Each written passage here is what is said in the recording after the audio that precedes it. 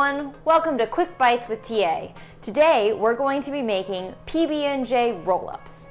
To make these, we're going to need a piece of bread with the crust cut off, peanut butter, jelly, jam, whatever your choice is, a rolling pin, and a reusable plastic bag. The first thing you're going to need to do is wash your hands, because that's what you should always do before you start cooking in the kitchen. Once you've done that, your first step is to take your piece of sandwich bread and put it inside the plastic bag. Make sure all the air is pressed out.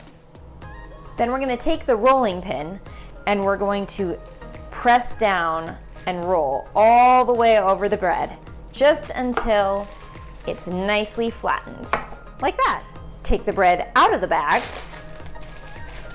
and put the bag to the side. Then you're going to take your peanut butter and spread a nice even layer over the bread. You want to make sure to do your peanut butter first, because if you put the jelly on first, you might have trouble getting the peanut butter to evenly coat the bread.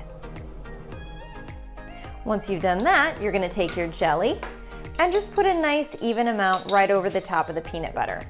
Now, this may be a little bit tricky to spread depending on what kind you have, so just be patient with it, and it's okay if it's not quite all the way even. After all, this is going in your stomach in a second.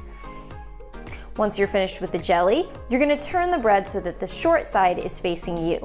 Then you're going to carefully take the very end and roll all the way up, just like this.